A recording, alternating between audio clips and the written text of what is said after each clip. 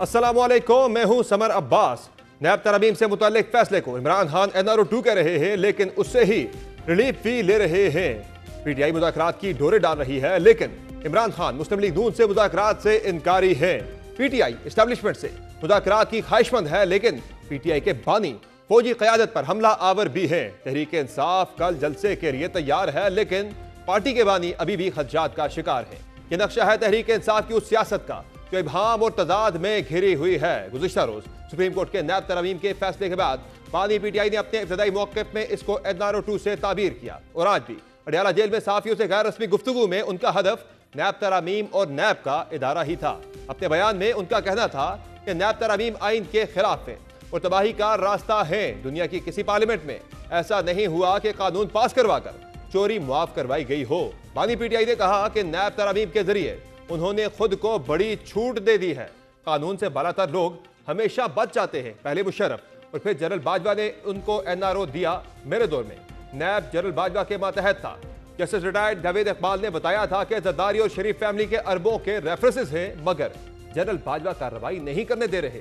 बानी PTI ने कहा कि सुप्रीम जुडिशल काउंसिल के मातहत करके नैब को खुद मुख्तार आजाद इदारा बनाया जाए। मैंने नैब के किसी तफ्तीशी अफसर को धमकी नहीं दी।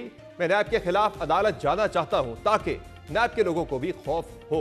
बानी PTI के नैब तरामीम और नैब से मुताल्लिक इतने सख्त मौक़िफ़ को देखकर यह अंदाजा लगाया जा सकता है कि वो सुप्रीम कोर्ट के फैसले से इंतहाई नाखुश हैं। लेकिन कहानी में असल ट्विस्ट यहीं से आता है, क्योंकि इमरान खान ने भी सुप्रीम कोर्ट के फैसले से रिलीफ लेने का फैसला ले लिया है। यानी इस फैसले को उन्होंने NRO 2 कहा, अब खुद भी उस NRO से फायदा उठाना चाहते हैं। आज इस मुताल्लिक बानी PTI के वकील ने 190 मिलियन पाउंड केस में इमरान खान की बरियत की दरखास्त दायर कर दी है। एहतसाब अदालत के जज नासिर जावेद राना ने अडियाला जेल में इस केस की समाअत की।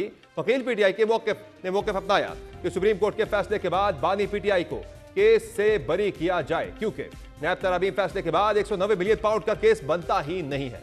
बानी PTI के वकील का मजीद कहना था कि नैब तरामीम के तनाजुर में काबीना के फैसले को तहफ़्फ़ुज़ हासिल है, जिसके बाद एहतसाब अदालत ने बानी PTI की दरखास्त पर नैब को मंगल के लिए नोटिस जारी कर दिया है। कानूनी मौक़िफ़ पे तदाद के बाद तहरीक इंसाफ की सियासी हिकमत अमली की बात हो तो यहाँ भी मामलात में तकसीम और तफरीक ही दिख रही है। गुज़िश्ता रोज हमारे इस शो में कल तक पार्टी के सेक्रेटरी जनरल रहने वाले सीनियर रहनुमा उमर अयूब ने एक बड़ी खबर देते हुए हुकूमत से मुज़ाकरात की हामी भरी थी। सीरियस हो, सामने आए, रिफॉर्म्स के बारे में बात करें, आप एक एनवायरनमेंट बनाए। वज़ीर-ए-आज़म इमरान खान साहब के खिलाफ, बुशरा बीबी साहिबा के खिलाफ, सारे हमारे साथी वो तो नाजायज अंदर अगर खत्म किए जाए तो इस हुकूमत से भी बात हो सकती है, शहबाज साहब की सरकार से। केसेस खत्म हो, एनवायरनमेंट बेहतर हो, रिफॉर्म्स के बारे में बात करें, इलेक्शन कमीशन के वो रीटूल करने की बात करें, फिर आप बैठ के बात। यानी इसे हम तहरीक इंसाफ की मशरूत आमादगी कह सकते हैं हुकूमत के साथ बातचीत के लिए। बिल्कुल, आपने कोई ना कोई ग्राउंड तो बनाना है ना बातचीत करने के लिए। लेकिन आज इस मामले में इमरान खान ने फुल स्टॉप लगा दिया है। बानी PTI का कहना था कि उनको कहते हैं कि नून लीग के साथ नहीं बैठते, उन्होंने इलेक्शन में डाका मारा, उनके साथ कैसे बैठ जाए। बानी PTI का मजीद कहना था कि 22 अगस्त का जलसा मनसूख करने के लिए उनकी मिन्नतें की गई थी और अब कल होने वाले जलसे की यकीन दहानी करवाई गई है, लेकिन अब भी उसमें रुकावटें खड़ी की जा रही है। यानी हुकूमत से मुज़ाकरात हो, इस्लामाबाद में कल होने वाला मुमकिन जलसा हो, क्या गुज़िश्ता मनसूख होने वाले जलसे कौल और फेल में तदाद आया है।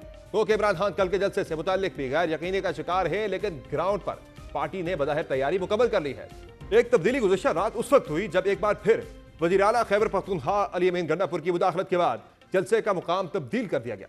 दूसरी जानिब जलसे को रोकने के लिए, हुकूमती इंतजामी रुकावटों को दूर करने के लिए तहरीक इंसाफ की पूरी तैयारी के साथ आ रही है। एक खबर के मुताबिक खैबर पख्तूनख्वा हुकूमत ने इस्लामाबाद जलसे के हर सूरत इनेकाद के लिए प्लान A, प्लान B और C तैयार कर लिया है। PTI रहनुमाओं का फैसला है कि जलसा इस बार किसी सूरत मनसूख या मुलतवी नहीं किया जाएगा। हर रुकन कौमी सूबाई असम्बली को 1000 से 2000 कारकुनान निकालने का टास्क दिया गया है। वज़ीर आला खैबर पख्तूनख्वा जलसे को कामयाब बनाने के लिए तमाम तर इंतजामात खुद देख रहे हैं। कारकुनान को आंसू गैस और शेलिंग से बचने के लिए जरूरी सामान रखने की भी हिदायत की गई है।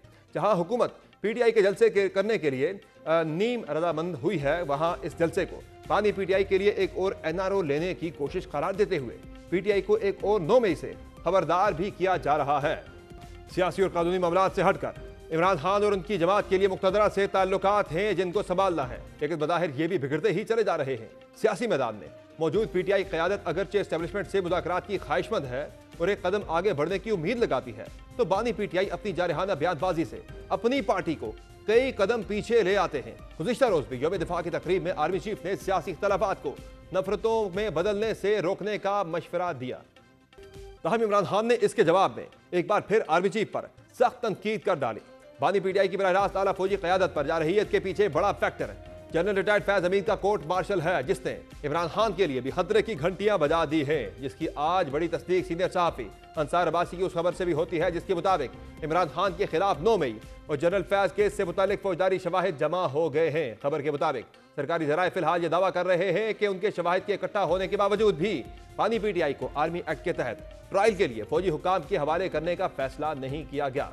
तफसीली खबर के मुताबिक अगरचे बानी पीटीआई के खिलाफ इल्जामात की नोयत ऐसी है कि यह केस आर्मी एक्ट के तहत फौजी ट्रायल के दायरे में आता है, लेकिन 9 मई के मामले में आम शहरियों का फौजी अदालतों में ट्रायल का केस सुप्रीम कोर्ट में जेर समात है। 9 मई के केस के हवाले से एक जरिए का कहना था कि जेर हिरासत अफराद के बयानात और मुतअद्दिद शवाहिद के पेश नजर मास्टर प्लानर के तौर पर इमरान खान की शमूलियत यकीनी तौर पर मुसद्दिका है, लेकिन फौजी अदालतों में आम शहरियों के ट्रायल का इन्हिसार अदलिया के फैसले पर होगा। खबर में मजीद कहा गया है कि 9 मई के हमलों में जनरल फैज के किरदार के हवाले से तहकीकात जारी है।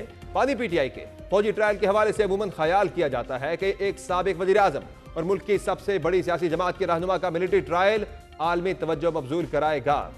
इन तमाम मामलात पर तफसीली गुफ्तगू करेंगे। प्राइम में हमें ज्वाइन किया है पाकिस्तान तहरीक के साहब के मरकजी सेक्रेटरी तलात रऊफ हसन ने। बहुत शुक्रिया रऊफ हसन साहब, आपने प्राइम में अपना कीमती वक्त दिया। सबसे पहले तो ये बताएं कि पाकिस्तान तहरीक के साहब के अंदर क्या चल रहा है। उमर अयूब साहब पार्टी के सेक्रेटरी जनरल मुस्तफ़ी हो गए हैं, कुछ इतला ये भी है कि उन्हें हटाया गया है। खान साहब की तरफ से पैगाम आया बाज़ाब्ता कि आप इस्तीफा दे दें। वही उमर अयूब साहब महीना पहले इस्तीफा जब दिया तो पार्टी ने उन्हें रोक दिया था, आज वही पार्टी उन्हें कह रही है कि आप इस्तीफा दे के चले जाएं। क्या हुआ ऐसा? देखिए, मीडिया एक हकीकत में कुछ ख्याली अंसर भी शामिल करने की बाहर है। उमर अयूब साहब बहुत देर से ये कह रहे थे, बल्कि आपने जिस इस्तीफ़े का जिक्र किया, अगर वो भी आप इस्तीफ़ा पढ़ें तो उसमें भी वही उन्होंने वजूहात बताई थी जो आज उन्होंने दो रोल्स जनरल का, दोनों डबल फुल टाइम रोल्स हैं। Leader of the opposition in the parliament, उसके लिए वक्त चाहिए, आपको बहुत कुछ करना होता है, और सेक्रेटरी जनरल पिवट होता है पार्टी का, उसके लिए भी डबल टाइम चाहता है आपसे। वो बहुत देर से ये फील कर रहे थे कि वो इन दोनों उहदों के साथ यकजा इंसाफ नहीं कर पा रहे एक वक्त में। तो उन्होंने पहले भी इस ख्वाहिश का इजहार किया था, जो आपको पता है वो ये महीना सवा महीना पार्टी को लग गया ये सोचने में, फैसला करने में कि हाँ उमर अयूब साहब का वो जो इस्तीफा था वो ठीक फैसला था उनका, कि आज दोबारा महीने बाद फिर इस्तीफा उन्हें देखिए, हालांकि पार्टी ने वो इस्तीफा जो था वो रिजेक्ट कर दिया था, लेकिन उमर अयूब साहब ने अपनी पोजीशन थी उसके ऊपर नहीं बदली थी। वो फिर भी यही कहते थे कि ये बड़ा मुश्किल काम है मेरे लिए कि मैं जस्टिस करूं इन दोनों पोजीशन से। तो अब जब उन्होंने इस्तीफ़ा पेश किया तो वो उन्होंने खुद उसको पब्लिश भी किया, आप देख लीजिए। उसके मामला सिर्फ उमर अयूब साहब का नहीं है रऊफ हसन साहब, आपके बारे में भी दो जगह पे खबर चली है कि आप भी शायद जो है इस ओहदे से तब्दील हो रहे हैं, आपका यानी कि ओहदा भी तब्दील किया जा रहा है पार्टी के अंदर, ऐसी कोई है चीज़? मैं तो आपके सामने बैठा हूँ, मेरे पास तो ऐसी कोई इन्फॉर्मेशन अभी तक नहीं है। आपके पास कोई है तो शेयर कर लीजिए। कोई एडिशनल जिम्मेदारियाँ दिए जाने का आपको कोई जो है इम्कान है? मुझे इस वक्त तक कोई इस बारे में कंफर्मेशन नहीं है, कोई इन्फॉर्मेशन नहीं है। हाँ, काफ़ी देर से पार्टी के अंदर एक प्रोजेक्ट चल रहा है कि जी कोई थिंक टैंक हमारा बनना चाहिए जो कि पॉलिसीज़ डिवाइस करे, दैट काइंड ऑफ थिंग। और खान साहब ने पहले भी एक दो दफ़ा इस ख्वाहिश का इजहार किया कि जी तुम्हें चाहिए कि तुम इसको, इस एफर्ट को लीड करो। लेकिन चूँकि मैं एक ओहदा मेरे पास है पार्टी का, और वो बड़ा टाइम कंज्यूमिंग ओहदा है, तो लेकिन मैं एक स्ट्रैटेजी ग्रुप जो है उसको मैं लीड कर रहा हूँ, जो कि पार्टी का narrative day to day basis के ऊपर करता है। सो वर्चुअली वो भी एक थिंक टैंक ही है जिसको मैं कर रहा हूँ। लेकिन चेयरमैन साहब की ख्वाहिश ये थी कि जी उसको एक्सपेंड किया जाए, उसकी जो ऑपरेशनल मैकेनिज्म उसको डेवलप किया जाए, और उसका जो उसको एक एक्सपेंड किया जाए, उसमें kind of an all encompassing. आपको कोई चीज़ ऐसी कम्युनिकेट नहीं हुई ओहदे की तब्दीली के हवाले से? ऐसा कुछ भी नहीं हुआ? मैं अगर हुई होती तो मैं आपके पास बैठता ना। ठीक है सर, ये बताएं कि कल तक जो नैब की तरमीम के हवाले से फैसला आया, उसे खान साहब ने जेल के अंदर भी NRO2 कहा, पार्टी के दीगर कायदीन ने भी इसे NRO2 से ताबीर किया, लेकिन खान साहब जो हैं आज खुद उससे रिलीफ ले रहे हैं। तो आप NRO2 की बातें करके उस फैसले को NRO2 से जोड़ के आज खुद NRO2 के आप जो है उससे इस्तेफादा करने वालों में शामिल हो गए। देखिए, NRO2 का लफ्ज़ उस वक्त इस्तेमाल किया गया था जबकि ये नैब तरामीम जो है की गई थी। उसके बाद उन नैब तरामीम को जब रिवर्स किया गया और हुकूमत ने, हमने उसके लिए फ़ाइट किया कि ये रिवर्स हों, और रिवर्स जब हो गई उसके बाद हुकूमत ने रिव्यू जो है वो दाखिल किया, और ये जो फ़ैसला है ये उस रिव्यू के जवाब में आया है कि जी उन्होंने अपनी ही सुप्रीम कोर्ट का किया हुआ फैसला उसको रिवर्स करके नैब तरमीम जो की गई थी उनको जस्टिफाई कर दिया। अब हमारा इसको NRO 2 कहना इसलिए मुनासिब था कि उससे 99% जो बेनिफिशरीज थे उसके वो हुकूमती अरकान थे, वो शरीफ फैमिली हो या जरदारी फैमिली हो या इनके हवारी हो, वो सब ये हकीकत है, वो निकाल के देख लीजिए। अब वो NRO 2 था, उसके बाद हमने पूरी कोशिश की कि वो रिवर्स हो जाए, लेकिन सुप्रीम कोर्ट ने आज उस फैसले को, अपनी कोर्ट के फैसले को रिवर्स करके जो है वो उसको लॉ बना दिया। अब जब लॉ बन जाता है तो उसका एहतराम जो है वो हर शहरी के ऊपर लाजिम होता है। इसको ये कहना कि जी ये कहना कि जी हम उस लॉ से बेनिफिट हासिल से कोई दूसरा अवेल करे वो NRO होता है, आप अवेल करें वो NRO नहीं होता, जब वो हमने जब हमने दरामद होता है। मोरालिटी जो है ये एक बड़ी एक सिलेक्टिव टर्म होती है ना कि हम जिसके ऊपर चाहे स्टैम्प कर दें। उस NRO से मुस्तफीद होने वालों में आप भी उस लिस्ट के अंदर शामिल हो जाते हैं? ये NRO 2 हमारे ऊपर फिट उससे नहीं होता, वो है ये NRO 2 है भाई। उसका प्रैक्टिकल डेमोन्स्ट्रेशन हमने की कि हमने उसके खिलाफ मूव किया। सही, हमने मूव किया ये कहते हुए, ये समझते हुए कि इस लॉ से हमें बेनिफिट हो रहा है, लेकिन हमने पूरी कोशिश की कि वो लॉ बदले। अब चूंकि वो लॉ बदल गया, बन गया है, वो मौजूद है, मेरा राइट है कि मैं उस लॉस को एक्सरसाइज करूं बेनिफिट के लिए। अगर मुझे बेनिफिट होता है तो मिलेगा, सबको मिलना चाहिए, तमाम लोगों को मिलना ठीक हो गया। बहरहाल वो दरखास्त खान साहब को देनी पड़ी है उसके लिए, जिस वजह से तनकीद हो रही है कि आपने पोजीशन ली थी और अब आपने खुद एप्लीकेशन दी है कि मैं इसको अवेल करना चाहता हूं। आगे बढ़ते सर, ये बताएं कि एक और भी आपके ऊपर इल्जाम आ रहा है, आज हुकूमत लगा रही है। तला चौधरी साहब ने भी कहा, तला चौधरी साहब ने, कि जी NRO लेना चाहते हैं, जल्द से एहतजाज करके हमारे ऊपर दबाव डाल के गवर्नमेंट के ऊपर, कल के जलसे को भी आपको अब जो कर रहे हैं इस्लामाबाद के अंदर, उसे भी इसी एक NRO के साथ ही जोड़ा जा रहा है। वाकईतन आप हुकूमत पर दबाव डाल के अपनी डिमांड्स पूरी करवाना चाहते हैं, जिसमें आपके कैदियों की रिहाई या बाकी केसेस के बंद करने के हवाले से आपके जो मुतालबात हैं? ऐसे लोगों को स्टेटमेंट देने से पहले ज़रा शीशे में अपनी शक्ल देख लेनी चाहिए। 1 साल और 1 महीने से खान साहब जेल में बैठे हुए हैं, ना वो भागे हैं, ना वो झुके हैं, ना बीमार हुए हैं, ना ऐसा कोई काम हुआ है। उनकी स्टेटमेंट्स देखिए, वो कहते हैं जी मुझे 1 साल, 2 साल, 3 साल, 4 साल, 5 साल भी रहना पड़े तो मैं रहूँगा। जलसे जुलूसों का 2 साल से हमें कुछ नहीं करने दिया गया। ये एज अ पॉलिटिकल पार्टी हमारा राइट है। अगर हम जो हमारे सपोर्टर्स हैं जो इस वक्त एक अंदाजे के मुताबिक 80% से ज़्यादा इस मुल्क हमें की सपोर्ट हमारे साथ है, अगर हम उनको केटर करना चाह रहे हैं, अगर हम उन तक जाना चाह रहे हैं, उनके साथ अपना ताल्लुक़, अपना रिश्ता, अपना नाता जो है उसको बरकरार रखना चाह रहे हैं, और वो सिर्फ जलसे जुलूसों से ही हो सकता है। हम एक पॉलिटिकल पार्टी हैं, हमको प्राइवेट लिमिटेड कंपनी नहीं है, ये हमारा हक है। और इसका मकसद हमारा सिर्फ ये है कि हम वो लोग जिन्होंने कि 8 फरवरी को चौक दर चौक पोलिंग स्टेशन के ऊपर जाके खान साहब को 2/3 मेजॉरिटी दिलवाई थी, हम उनका शुक्रिया अदा करना चाहते हैं, हम उन तक जाना चाहते हैं, और इसमें जो लाकानूनियत की इस मुल्क में जो रिवाज चला हुआ है उसको ख़त्म करना चाह रहे हैं। हम ये जो फॉर्म 47 की हुकूमत है इसको ख़त्म करना चाह रहे हैं, हम ये प्रेशर बिल्ड करना चाह रहे हैं जी, बिल्कुल, और ये हमारा हक है। और अपने कैदियों की रिहाई की बात भी होती है जी, बिल्कुल होनी चाहिए, रिहाई चाहते हैं, लेकिन सर इस पे आपके एजेंडे के अंदर, अगर क्योंकि आवाम के लिए आप कर रहे हैं, हम सारा कुछ कर रहे हैं, आवाम से ही आप एक सियासी जमात बनती है, वो आवाम तो आज महंगाई से बहुत ज़्यादा परेशान है, बिजली की कीमतों से, बाकी ओवरऑल मसाइल से, तो उस पर तो तहरीक इंसाफ अभी तक नहीं निकली। आप कल सुनिएगा ना जी, कल सुनिएगा, ये भी हमारे बहुत सारे एजेंडा आइटम्स में से सबसे ज़्यादा इंपॉर्टेंट आइटम्स में से एक एजेंडा आइटम ये भी है। कल देखिएगा जो तकरीरें होंगी, जो हम लोग वहाँ डिसमिनेट करेंगे इन्फॉर्मेशन, उसके बाद परसों आपके साथ बैठ जाएंगे, फिर बात कर लेंगे। सही हो गया।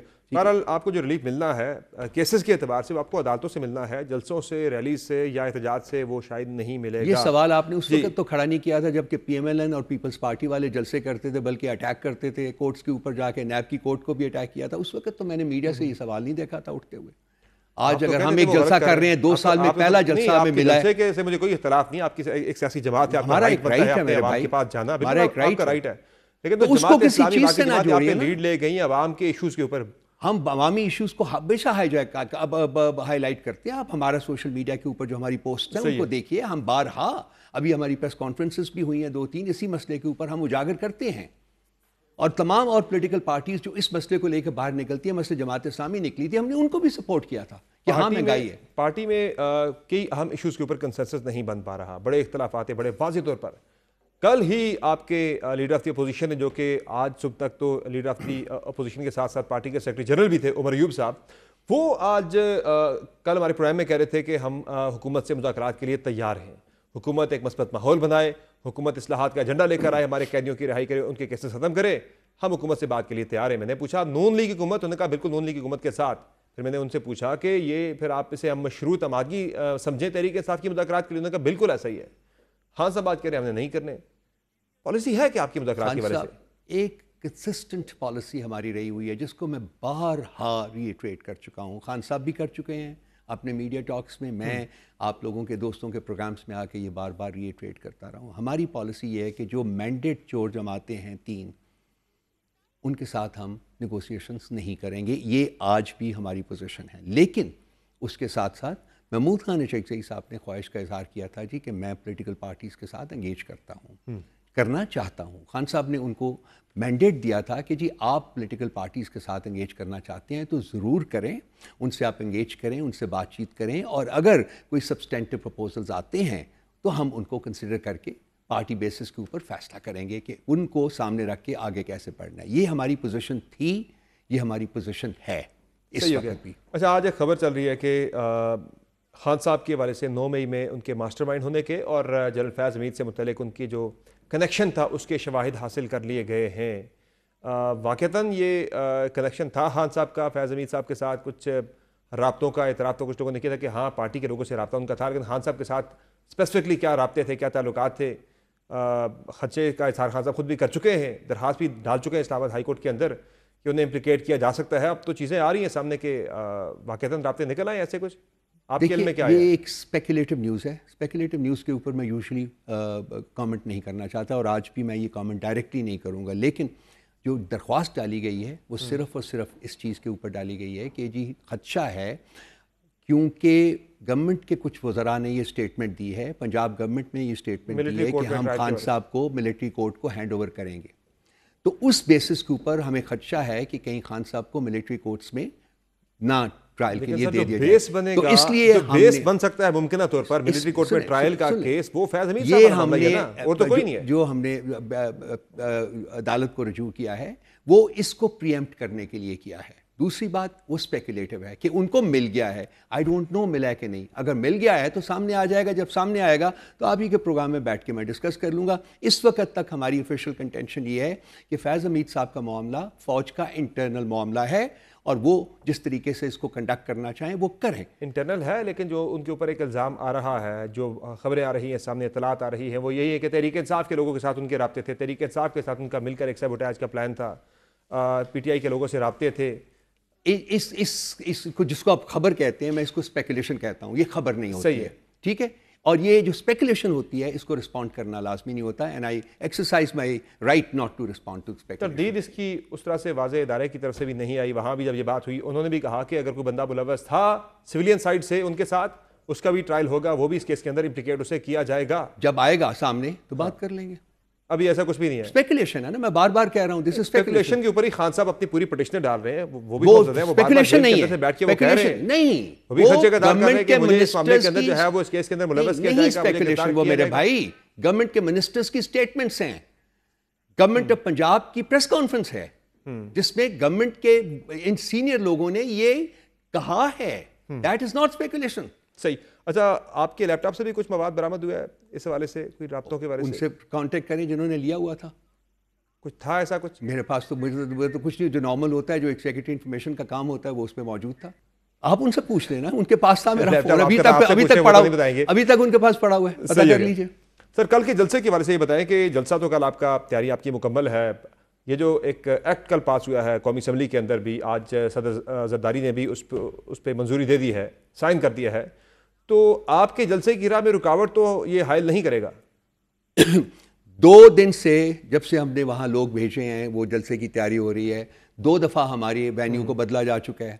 जो वहाँ मजदूर आए हैं उनको किडनैप करके करनौल थाने में ले जाते हैं, जो हमारा सामान ना रखा गया है उसको उठा के ले जाते हैं, फिर हमारे लोग जाते हैं वहाँ से छुड़वा के लाते हैं। सो एडमिनिस्ट्रेशन, हाँ, और जो हमारे बाहर से जो हमारे जुलूस आ रहे हैं, लोग आ रहे हैं, उनके रास्ते में उन्होंने बस बहुत किस्म की इम्पेडिमेंट्स जो हैं वो की हुई हैं, उनको आने से रोक रहे हैं, उनको पकड़ दकड़ हो रही है, लोगों को मिडनाइट नॉक्स हो रहे हैं उनके दरवाज़ों के ऊपर। तो ये तो सब कुछ हो रहा है। लेकिन हमारी तैयारियां जारी हैं और हमें उम्मीद कामिल है एक्चुअली कि इंशाअल्लाह ताला ये बहुत बड़ा जलसा होगा। बहुत शुक्रिया रऊफ हसन साहब, आपने प्रोग्राम में कीमती वक्त दिया। आपने गुफ्तगू सुनी पाकिस्तान तहरीक इंसाफ के सीनियर रहनुमा, पाकिस्तान तहरीक इंसाफ के सेक्रेटरी इत्तलात रऊफ हसन साहब की, जिनका कहना है कि कल जलसा हर सूरत में होगा और हुकूमत की तरफ से रुकावटें अगर आई तो उसके बावजूद तहरीक इंसाफ उसकी भरपूर मुजाहमत करेगी। प्राइम में मुख्तसर ब्रेक लेंगे, ब्रेक से वापस आएंगे, बात करेंगे मुस्लिम लीग नून के सीनियर रहनुमा बैरिस्टर अकील से कि तहरीक इंसाफ के बानी चेयरमैन इमरान खान साहब के हवाले से जो 190 मिलियन पाउंड केस है नैब तरामीम के हवाले से कल के फैसले के बाद क्या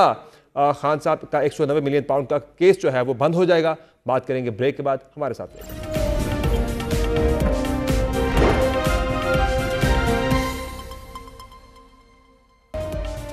वेलकम बैक।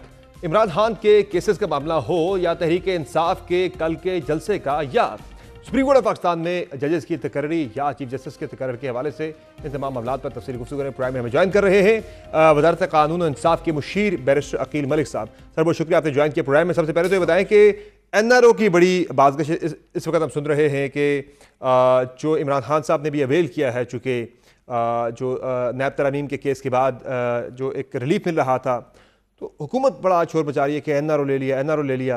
NRO तो आपके लिए ड्राने भी लिया है, वो भी तो इसमें लिस्ट में सारी एक लंबी फहरिस्त है जिसमें सदर साहब हैं, वज़ीर आज़म साहब हैं, डिप्टी प्राइम मिनिस्टर हैं और मियां नवाज शरीफ साहब हैं। एक लंबी फहरिस्त है, वो सारे NRO ले रहे हैं। वो लें तो ठीक है, इमरान खान ले तो गलत है। बिस्मिल्लाहिर्रहमानिर्रहीम। समर साहब बहुत बहुत शुक्रिया।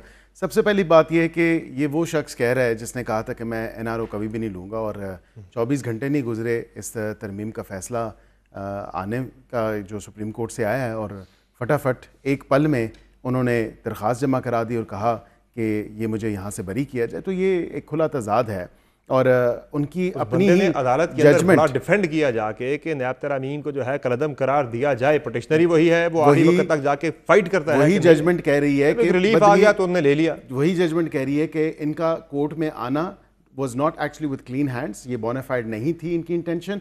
80% ये तरामीम जो थी अपने दौरे हुकूमत में ये इसके आर्किटेक्ट रहे हैं, और ये तरमीम इन्होंने खुद ही लाने की कोशिश की थी अपने दौरे हुकूमत में। ऑर्डिनेंस तो बिल्कुल एक रिकॉर्ड पर मौजूद है जो कि करीबन 28 दिसंबर 2019 का था, कि जिसमें उन्होंने 50 करोड़ से कम का जो एक यानी 50 करोड़ का बेंचमार्क रखा था कि उससे ऊपर उससे नीचे के जो केसेस हैं वो नैब के एम्बिट में नहीं आएंगे।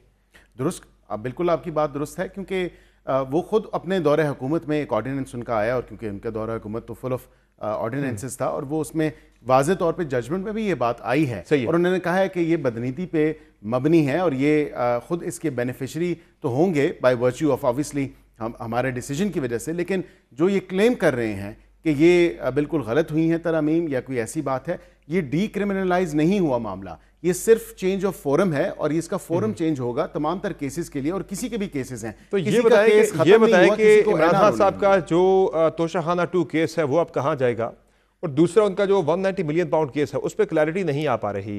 PTI क्लेम कर रही है कि वो भी बंद हो जाएगा, चूंकि वो काबीना का फैसला था, और सेक्शन 4 के अंदर तरमीम के बाद जो भी आईनी फोरम्स हैं वहाँ होने वाले फैसले जो हैं वो मुस्तस्ना होंगे इस कानून से। नहीं, ये बात दुरुस्त नहीं है। जहाँ पे 190 मिलियन पाउंड की केस की आपने अलकादर यूनिवर्सिटी की बात की या अलकादर ट्रस्ट की बात की, उसमें तो मंडे को केस है, वो लगा हुआ, इट्स एक्चुअली क्वाइट राइप, और वो बिल्कुल अपने आखिरी इख्तितामी मराहिल में है, क्योंकि हीले बहानों से तो PTI की लीगल टीम काम ले रही है और वहाँ पे पेश नहीं होती और जरा नहीं करती, और फिर धमकियाँ लगाई जाती हैं नैब के अफसरान को कि मैं बाहर निकलूंगा तो तुम लोगों को छोड़ूंगा नहीं, and so and so fourth. लेकिन यहाँ पे इसका इफेक्ट 190 मिलियन केस पे क्या आएगा, that is yet to be seen. उसका फोरम के चेंज के हवाले से मैं भी हतमी चीज़ कुछ आपको कमेंट नहीं कर सकता या नहीं बता सकता।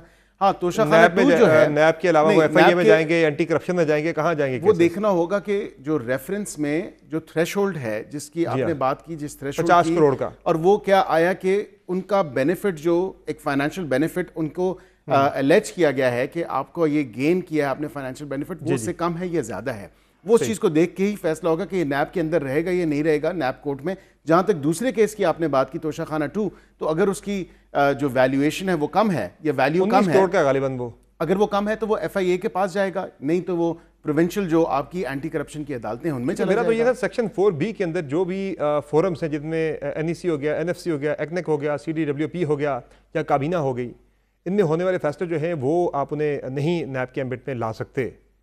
देखिए अब तो ये भी काबीना से फैसला हुआ था ना, देखिए ना, 190 मिलियन पाउंड पाउंड केस का फैसला काबीना के अंदर हुआ था। काबीना ने मंजूरी के दी थी तमाम उसकी। तर अरकान काबीना ने कहा कि हमें तो बताया नहीं गया, दिखाया नहीं गया, लेकिन बदनीति पे तो मबनी वो वो तो चीज मजीद निटी-ग्रिटीज है, लेकिन ये फैसला काबीना का था। बट देन अगेन काबीना का ये कैसा फैसला था कि काबीना को भी नहीं पता था ये उस फैसले पे इजाजत दे रहे हैं या उस पे कोई ऐसी परमिशन दे रहे हैं, बिकॉज उनके सामने तो कोई डॉक्यूमेंट्स प्लेस नहीं किए गए। तो ये बहरहाल इस पे एक लंबी डिबेट है और आई होप कि क्लैरिटी अगले हफ्ते तक इस पे आ जाएगी मजीद। ये बताएं कि पीटीआई का कल का जलसा हो रहा है इस्लामाबाद के अंदर, 8 का होने दे रहे हैं, चूंकि आपने जो लेजिस्लेशन पास की है आज सदर साहब ने भी उस पर दस्तखत कर दिया है। इस्लामाबाद में अवामी इज्तिमात के हवाले से वो जो हाई सिक्योरिटी जोन की बात करें वो बढ़ा तो नहीं दिया जाएगा संजानी तक कल? नहीं, मैं कतई नहीं समझता समर साहब। बात यह है कि इस चीज़ को रेगुलेट होना था, और ये क्योंकि शहर इक़्तिदार में आपको पता है कि इस्लामाबाद के लोकल रेजिडेंट्स हैं, उनकी ज़िंदगी को मफलूज कर दिया जाता है और उनका जीना अजीरन कर दिया जाता है। यहाँ पे ज़बान ज़द आम है कि कंटेनरिस्तान बन चुका है इस्लामाबाद, और कंटेनर्स लगा दिए गए हैं। मसला ये नहीं है, मसला ये है कि इस्लामाबाद के अंदर बहुत सारे ऐसे लोग हैं जो कि बगैर इजाज़त के आकर बैठ जाते हैं। टीएलपी जब आके बैठी फैज़ाबाद पे, वो बगैर इजाज़त के आके बैठी। जमात इस्लामी जब आकर बैठी इस्लामाबाद के अंदर बगैर इजाज़त के आकर बैठे।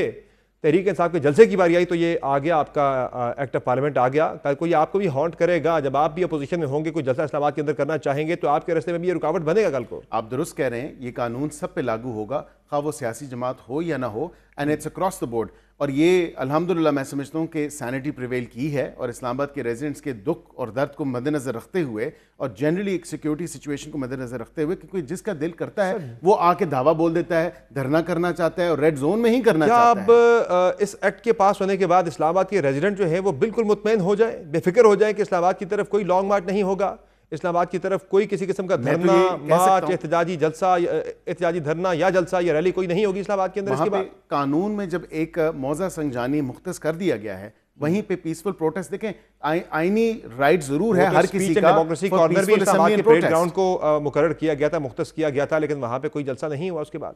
देखें, अब वो ये बात ये है कि अब हमने इन आवर विजडम हमने सोचा पार्लियामान ने कि ये बेहतर होगा। मैं तो ये जानना चाह रहा हूँ बीइंग रेजिडेंट ऑफ इस्लामाबाद, बाकी शहरियों की तरफ से भी, कि क्या इस एक्ट का पार्लियामेंट के पास होने के बाद इस्लामाबाद में कोई रैली, कोई जलसा, कोई लॉन्ग मार्च, कोई धरना नहीं होगा आज के बाद? बिल्कुल, बगैर इजाजत तो नहीं होगा, और इजाजत लेना जरूरी होगी, और उसके तमाम तर क्रिमिनलिटी एलिमेंट जो है कानून को देखता है, जिसने आना होता है वो किसी कानून को नहीं देखता। यही सवाल तो मैं पीटीआई के लोगों से, सुन्नी इत्तेहाद काउंसिल से कहता हूं, जिसने आना होता है और जिसने जलसा करना होता है वो कर लेता है। सही है। लेकिन ये कोर्ट के पीछे छुपते हैं या इजाजतें लेते फिरते हैं। अब तो ये क्रिमिनलाइज हो चुका है और इसमें क्रिमिनल एलिमेंट लाना जरूरी था। सर ये बताएं कि जजों के मामले पर जो एक हुकूमत प्लान कर रही थी, एक आईनी तरमीमी पैकेज, जाहिर आपके पास नंबर्स नहीं है फिलहाल कौमी असम्बली के अंदर, मौलाना फजल रहमान साहब से भी सपोर्ट मांगी जा रही है, वो आ जाते हैं, फिर भी कौमी असम्बली के अंदर तो आपके नंबर 3 से 4 का डिफरेंस रह जाता है, सेनेट के अंदर नंबर आपका पूरा हो जाता है 2/3 अक्सरियत के लिए। अभी भी कोशिश की जाएगी 2/3 अक्सरियत हासिल करके किसी आईनी तरमीमी पैकेज की, या उससे अब हुकूमत दस्तबरदार हो चुकी है? देखिए, आई कैन नाइदर कंफर्म और डिनाई, और उसकी वजह यह है कि ऑब्वियसली फिल वक्त तो जो ग्राउंड सिचुएशन है वो यही है कि ना मौलाना ने हामी भरी है या उन्होंने इनकार भी नहीं किया।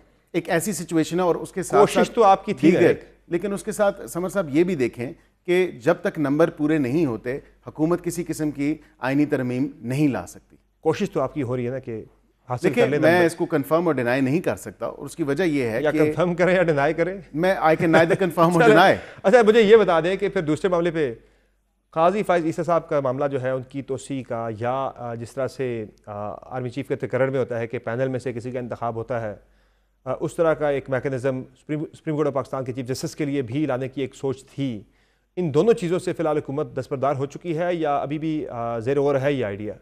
देखिए, काजी फाइज ईसा साहब ने खुद ही आपको याद होगा, लॉ मिनिस्टर साहब ने भी स्टेटमेंट दी कि जब अटॉर्नी जनरल साहब से और मेरे से मुलाकात हुई, जब एक मई में मीटिंग हुई थी, उसमें बताया गया था कि सिविल सर्वेंट्स के अंदर जो है उनकी एज की तोसी में जो है या उम्र में तोसी की जा रही है। तो उस टाइम उन्होंने बयान दिया था कि वो इंटरेस्टेड है, मुझे एक्सटेंशन नहीं चाहिए, और वाकईतन ये बात है। और आइन के आर्टिकल 175 ए सब आर्टिकल 3 के तहत जो नेक्स्ट सीनियर मोस्ट जज होगा वही चीफ जस्टिस पाकिस्तान बनता है। लास्ट टाइम तो आपने कर दिया था, यही नून लीग की हुकूमत थी जब काजी फाइज ईसा साहब चीफ जस्टिस मुकर्रर हुए थे, 89 डेज पहले नोटिफिकेशन आ गया था, 50 से भी कम दिन गालिबन रह गए हैं उनकी रिटायरमेंट में, तो मंसूर अली शाह साहब को नोटिफिकेशन जारी करने में क्या अमर माने हैं? देखिए, कानून और आइन के मुताबिक तो वही है सीनियर मोस्ट जज, और कोई ऐसी कदगन नहीं है। लेकिन अगेन जिस एग्जाम्पल को कोट किया जाता है टाइम एंड अगेन, वो एग्जाम्पल भी इज़ नॉट एन एग्जाम्पल और प्रेसिडेंट टू गो बाय। वहाँ पे हालात कुछ इस तरह थे कि पार्लियामेंट अपनी रेजोल्यूशन की तरफ जा रहा था और असम्बलियाँ तहलील हो रही थी, इसलिए थोड़ा सा वक्त से पहले कर दिया। अब 25 और 26 अक्टूबर का दिन है जब उन्होंने बन ही जाना है सीनियर मोस्ट जज होने के नाते, तो इसमें कोई ऐसी बात नहीं है, आ जाएगा कुछ दिनों में। कुछ बहुत शुक्रिया बैरिस्टर अकील मलिक साहब, आपने प्रोग्राम में ज्वाइन किया। नाज़रीन, आप गुफ्तगू सुन रहे थे वज़ारत कानून और इंसाफ के मुशीर बैरिस्टर अकील मलिक साहब की, जिनका कहना है कि किसी किस्म की कोई कोशिश फिलहाल नहीं की जाएगी चीफ जस्टिस की मुद्दत मुलाजत में तो उसी के हवाले से, चूँकि खुद चीफ जस्टिस तो इसी के मामले से दस्तबरदार हो चुके हैं, माजरत कर चुके हैं। प्रोग्राम में ब्रेक लेंगे, ब्रेक से वापस आएंगे, बात करेंगे मुल्क में दहशतगर्दी के बढ़ते वाक़यात के हवाले से कि क्या मुहर्रिकात हैं, ऐसा क्या है कि इन वाक़यात में इजाफा हुआ और अब इन्हें क्रश करने के लिए, रोकने के लिए रियासती जो रिस्पॉन्स है, इस पर तफसीली बात होगी। ब्रेक के बाद हमारे साथ रहिएगा।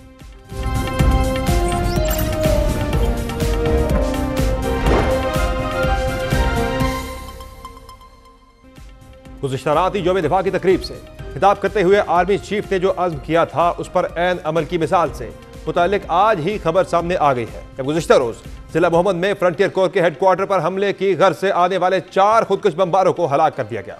ISPR ने आज एक बयान में बताया कि 6 सितंबर को FC हेडक्वार्टर पर हमला करने की कोशिश की, जिसे नाकाम बना दिया गया।